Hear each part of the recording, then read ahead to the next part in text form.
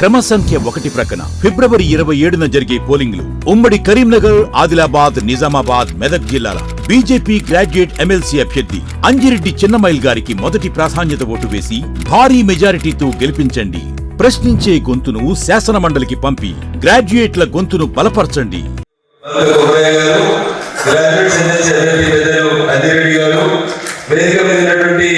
Bharatiya Janata party వివిధ జిల్లాల నుంచి వచ్చినటువంటి జిల్లా పార్టీ అధ్యక్షులు కరీంనగర్ మాజీ మేయర్ సునీల్ రావు గారు, వేదిక పొందినటువంటి భారతీయ జనతా పార్టీ ఆత్మీయ కుటుంబ సభ్యులు, ప్రింట్ ఎలక్ట్రానిక్ మీడియా మిత్రులందరినీ కూడా పేరు పేరున నమస్కారాలు. ఇదే మనందరం కలిసేటువంటి ఆర్థిక సమావేశం కావాలని చెప్పి మీకు అందరికీ విజ్ఞప్తి చేస్తా ఉన్నాను. భవిష్యత్తులో ఇంత పెద్ద సమావేశాలు కాకుండా సమావేశాలను ఎక్కడికక్కడ అసెంబ్లీ లెవెల్కి కన్ఫైన్ చేసి సాధ్యమైనంత ఎక్కువ సమయం మనం ఓటర్లకు కేటాయిస్తే బాగుంటుంది. మీరంతా నాయకులు, అవకాశం కలిసి కొందరు ఇటువైపు ఉండొచ్చు, కొందరు అటువైపు ఉండొచ్చు. అవకాశం ఇస్తే బాగా మీరు కూడా బాగా మాట్లాడగలుగుతారు, పని చేయగలుగుతారు. కాబట్టి ఇంకా మీకు ఏదైనా శిక్షణ ఇచ్చో మళ్ళీ చెప్పో ఇట్లా చేయండి అట్లా చేయండి అని చెప్పాల్సినటువంటి అవసరం ఉందని అయితే నేను అనుకుంటలేను. అందరూ విజ్ఞులు, మేధావులు, ఓటర్ ఎట్లా కన్విన్స్ చేయాలి, ఓటు ఎట్లా వేయించుకోవాలనే విషయంలో కూడా అక్కడ ఉన్నటువంటి ఆ నిమిషానికి ఆ అభ్యర్థి మనతో మాట్లాడుతున్నటువంటి ఆ నిమిషంలో ఆయన వచ్చిన ప్రతిస్పందనను బట్టి మనం ఎట్లా మాట్లాడాలో మీరందరూ కూడా బాగా ఎక్స్పర్ట్ అయినారు. ఎందుకు ఉపయోగించాలి, ఎందుకు ఈ 2 ఎన్నికలు మనం గెలవాలి అనే విషయానికి వచ్చినప్పుడు నాకంటే ముందు మాట్లాడే గౌరవ పెద్దలు చెప్పినారు. 7 ఎమ్మెల్యేలు 4 ఎంపీలు ఉన్నారు. ఈ రెండు గ్రాడ్యుయేట్స్ అండ్ టీచర్స్ ఎమ్మెల్సీ స్థానాల్లో పోటీ జరుగుతున్న ఈ స్థానాల్లో 7 శాసనసభ్యులు, 4 పార్లమెంట్ సభ్యులు ఉన్నారు. ఎవరికి తక్కువ కాదు. అందరూ ఒకరితో ఒకరు పోటీ పడి పనిచేసేటువంటి నేచర్ ఉన్నటువంటి నాయకులు ఉన్నారు. ఉత్తర తెలంగాణలో భారతీయ జనతా పార్టీ బలం చాలా బలంగా ఉందని చెప్పుకుంటున్నటువంటి స్థానాల్లో 2 ఎమ్మెల్సీకి ఎన్నికలు వస్తామన్నారు. రోజు ఏం మాట్లాడతాం, ఏం చేస్తామనే తర్వాత విషయం అయితే లాస్ట్ 4-5 రోజులు మనం ఎట్లుండాలో ఎలక్షన్స్ అప్పుడు మీకు అందరికీ తెలుసు. దీనికి ఖర్చులు ఇవ్వట్లేదు. ఇప్పటిదాకా ఇంకా ఏ పార్టీ ఏం చేసినట్టు లేదు. ఇప్పుడు బట్టలు దుప్పి ఇస్త్రీ చేసుకుని బయలుదేరుతా ఉన్నారు. ఆ ఇస్త్రీతో పట్టుకొని సూట్కేసులు పట్టుకొని బయలుదేరుతారని సమాచారం వస్తాం. అందుకని దయచేసి దాన్ని కౌంటర్ చేసి ఎక్కడికక్కడ ఆపమని చెప్పారు. కానీ వాళ్ళు పైసలు తీసుకున్నా కానీ ఓటు మరిగేసేలాగా ఓటర్ నీడే కన్విన్స్ చేయాలనే విషయంలో కూడా మీరు అందరూ కూడా చూస్తారు. 2-3 విషయాలు చెప్తుంది. 10 సంవత్సరాలు టీఆర్ఎస్ పాలన చూసిన తర్వాత 10 ఏళ్లలో టీఆర్ఎస్ ఎంత బదనామైందో అంతకంటే ఎక్కువ ఈ ఏడాదిలో కాంగ్రెస్ పార్టీ బదనామైంది. ఏ విషయంలో తీసుకున్నా, ఏ వర్గానికి సంబంధించినటువంటి ప్రజల విషయానికి సంబంధించిన అందుకని మీకు మళ్ళీ చెప్తా ఉన్నా. నిరుద్యోగుల దగ్గరికి పోతే నిరుద్యోగుల సమస్యలు, టీచర్ల దగ్గరికి పోయినప్పుడు టీచర్ల సమస్యలు, కళాశాల యాజమాన్యాల దగ్గరికి పోయినప్పుడు అసలు రావాల్సిన ఫీజు రియంబర్స్మెంట్ 4 ఏళ్ళు పోయినోడి వచ్చిన ఏడాది నుంచి వచ్చినోడు కూడా ఫీజు రియంబర్స్మెంట్. అనేక కళాశాల యాజమాన్యాలు ఫీజు రియంబర్స్మెంట్ కోసం అనేక రకాలైనటువంటి అవసరం పడతా ఉన్నాయి. రోజు 2-3 వస్తారు. అన్న మా బిడ్డ ఇంజనీరింగ్ కాలేజీలో జాయిన్ చేసినాం, దీనికంటే మంచి యూనివర్సిటీ వచ్చినాడు పోదామంటే ఈయన 4 ఏళ్ళ ఫీజు కట్టమంటున్నాడు. అదే మాకు ఫీజు రియంబర్స్మెంట్ అవసరం పడుతున్నాడు అని చెప్పి రకరకాల సమస్యలు వస్తా ఉన్నాయి.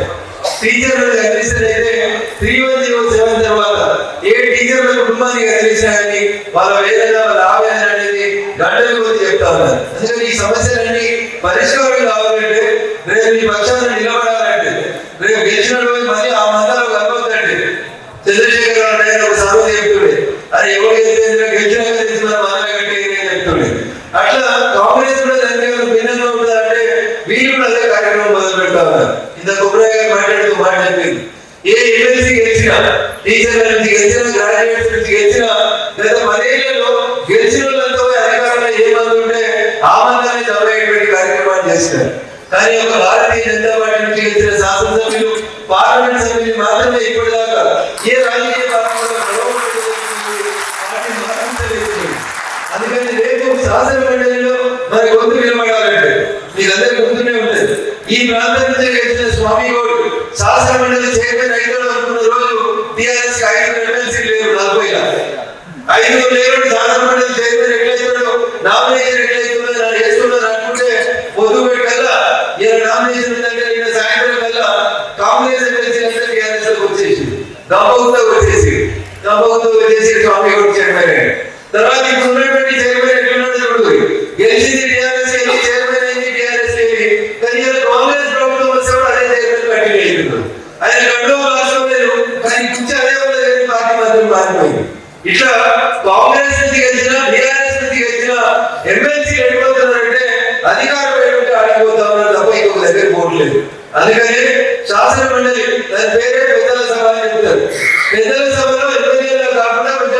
నిష్ణాతులైనటువంటి వ్యక్తులు పోయి నిజంగా ప్రజా సమస్యల మీద వాళ్ళు ఏ రంగం నుంచి అయితే గెలిచిపోయినారు. ఉదాహరణకి మంత్రి గారు గెలిచిపోయిన తర్వాత గ్రాడ్యుయేట్ల సమస్యలు ఏంటి, నిరుద్యోగ వృత్తి ఏంటి, నిరుద్యోగులకు ఇస్తున్న జాబ్ క్యాలెండర్ ఏంటి, ప్రభుత్వం ప్రకటించినటువంటి లేదా కాంగ్రెస్ పార్టీ ప్రకటించినటువంటి మేనిఫెస్టోలో ఏముంది అనే అంశం మీద ఒక గ్రాడ్యుయేట్ ఎమ్మెల్సీగా వారు, టీచర్ ఎమ్మెల్సీగా టీచర్ల సమస్యల మీద మల్క కుమారయ్య గారు ఇలా మాట్లాడితే ఆ సభ మీద పెద్దల సభ కాబట్టి కొంచెం చర్చ అర్థవంతంగా రావడానికి అవకాశం ఉండాలి. కానీ ఇదంతా ఏం జరుగుతా ఉందో మీరు చూస్తా ఉన్నారు. ఏంటి అధికారులు అడగబోతున్నారు కాబట్టి వాడు తానంటే వాడి తందాలంటున్నాడు భజన కొట్టి లేఖలు చేస్తా ఉన్నారు తప్ప నిజంగా చర్చించాల్సినటువంటి ఉపాధ్యాయుల సమస్యలు కానీ స్థానిక సంస్థల సమస్యలు కానీ ఇటు టీచర్ల సమస్యలు కానీ చర్చించడానికి వేదికగా ఉండాల్సిన పెద్దల సభ ఆ దశను తప్పింది, ఆ కళను తప్పింది. కళ రావాలి అంటే పాలకపక్షం ఎంత బలంగా ఉంటే ప్రతిపక్షం అంత బలంగా ఉన్న రోజే, ప్రతిపక్షం కొంచెం గట్టి నిలబడ్డ రోజే ఆ సభలో ప్రజాస్వామ్యం బతుకుతుంది, పరిణమిస్తుంది. కాబట్టి అది ఒక భారతీయ జనతా పార్టీ నాయకత్వం మాత్రమే సాధ్యమైంది. మిగతా వాళ్ళు గెలిస్తే 10 రకాలు 11 అవుతారు, 100 రకాలు 101 అవుతారు తప్ప ఇంకొకటి కొత్తగా కాదు. ఏ మండలి ఈయన నా దొడ్డది కట్టేటువంటి సంసారాన్ని అటు బీఆర్ఎస్ కాంగ్రెస్ కొనసాగిస్తున్నంత సేపు సభలలో ప్రతిపక్షాలు లేకపోతే, ప్రతిపక్షం గొంతు నిలబడకపోతే ప్రజా సమస్యలన్నింటినీ పరిష్కారం కావు.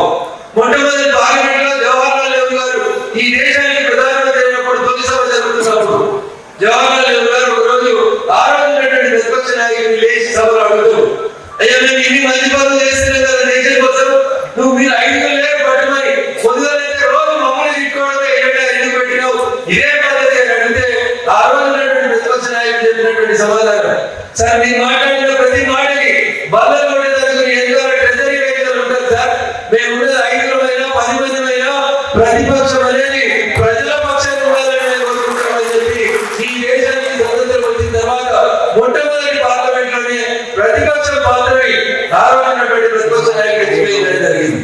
ఇలా పాలకపక్షం లేదు, ప్రతిపక్షం లేదు, పొద్దుగా ఎట్లుంటున్నారు, పొద్దుగా గడిపోతా ఉన్నారు. మొన్నటిదాకా 3 రోజుల కండువా వేసుకున్న వాళ్ళు, మొన్నటిదాకా పింక్ కండువా వేసుకున్న వాళ్ళు ఇలా 3 రంగులు వేసుకున్నారు. అంతకుముందు 3 రంగులు వేసుకున్న వాళ్ళంతా పింక్ వేసుకున్నారు. ఇటు అటువైలు అటువైలు ఇటువైలు కండువాలు మారినాయి తప్ప మళ్ళా కావాలి కనపడుతున్నారు తప్ప కొత్తలు కనపడలేదు. ఆ పాత్ర పోషించేందుకు మనకు అవకాశం వచ్చింది. ఈ జిల్లాలో ఈ గడ్డ ఉత్తర తెలంగాణ కూడా పోరాటానికి ఆదరించి కలిసి వచ్చినటువంటి గడ్డ, బాగా మాట్లాడేటువంటి నాయకత్వం, గట్టిగా కొట్లాడేటువంటి నాయకులు ముట్టించినటువంటి గడ్డ. కాబట్టి దయచేసి రేపు గెలవబోయేటువంటి మన ఇద్దరు ఎమ్మెల్సీ అభ్యర్థులు కూడా శాసనమండలిలో గట్టిగా ఆయా పక్షాల గొంతుగా నిలబడాలంటే మీరందరూ ఇప్పటి నుంచి 1 వారం రోజులు వచ్చి గట్టి కష్టపడి 25 ఓటర్స్ మీకు ఇచ్చింది 25 మందిని. 25 మందిని 5 రోజులలో ఒక్కొక్కరికి 5 సార్లు ఆ పట్టణంలో ఇచ్చినాం కదా, ఆయన చూసుకుంటాడు. ఇది నాటి కాదు, మిగతా ఎక్స్ట్రా కరిక్యులర్ యాక్టివిటీస్ నేను చూస్తాను కదా. ఎక్స్ట్రా కరిక్యులర్ యాక్టివిటీస్ తో పాటు అసలు కరిక్యులర్ కూడా మీరే చూడాల్సి ఉంటుంది. ఎక్స్ట్రా కరిక్యులర్ యాక్టివిటీస్ చూడడానికి జిల్లాకు ప్రమారి వీళ్ళు వాళ్ళు వచ్చినారు, వాళ్ళు చేసే ఎక్స్ట్రా కరిక్యులర్ యాక్టివిటీస్ అన్ని వాళ్ళు చూస్తారు. కానీ మీరు 25 ప్రమారిగా ఉన్నటువంటి మీ మీదనే బాధ్యత ఎక్కువ ఉంటుంది.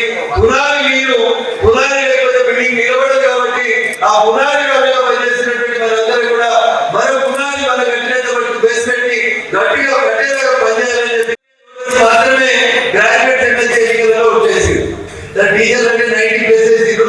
గ్రాడ్యుయేట్ ఎమ్మెల్సీకి వచ్చేసరికి ఒక ఆయన ఎన్రోల్ చేసుకుంటాడు, ఏదో కంపెనీలో కొలవకపోయి పట్టణం ఉంటాడు, నాకేం చేయడు, నేను పట్టణం వెళ్ళి ఓటేసుకోవాలంటే నాకేందని అంటాడు. ఈ నాకేం బదలించాలని అర్థమైంది నాకంటే మీకు తెలుసు. కాబట్టి ఆ ఎక్స్ట్రా కరిక్యులర్ యాక్టివిటీస్ లో ఈ జిల్లా ప్రభావిగా పోతున్న వాళ్ళు ఈ నాకేం చేయడం సంకేతాలని ముందు మనం 25 ప్రభావి దగ్గర తీసుకోవాలి. కరీంనగర్ ఆయన అలవాటు ఉన్నాడు, అలవాటుకి వచ్చి కరీంనగర్ ఓటేసుకోవాలి. ఆ నాకేం చేయడం అర్థమైంది మీరు కరెక్ట్ 25 ప్రభావికి మాత్రమే తెలుస్తుంది తప్ప ఇంకొకరికి తెలియదు. మీ ఊర్లో ఉన్నాయో ఏ ఊర్లో ఉన్నాడు, ఏం అడుగుతున్నాడు, ఎట్లా వస్తాడు, బస్సులో తడా, విమానంలో తడా, కారు పెట్టుకుంటాడా, దాని వెనకాల ఏంటంటే ఖర్చు ఏంటనేది, దాని వెనకాల భద్రం ఏంటనేది మీరు ఆలోచించుకోవాలి. రాజకీయాలు అన్ని ఓపెన్ సీక్రెట్ కాకపోవచ్చు, కొన్నిసార్లు ఇట్లా పెట్టుకొని మాట్లాడుకోవాల్సి వస్తుండొచ్చు. అందుకని కొన్ని అంశాలు అర్థమయ్యే కృషించి వదిలేస్తా ఉన్నాం. మీ చేతికి వచ్చినటువంటి 25 పేర్లలో ఎవరు ఎక్కడున్నారు, ఇందులో ఎవరు మనోళ్ళు ఎవరు మనోళ్ళు కాదు అనేది మీరు మార్పు చేస్తే మిగతా పని సులభం అవుతుంది. మనోళ్ళు అంటున్నారు రైట్ కొట్టుకుని జర గొడవ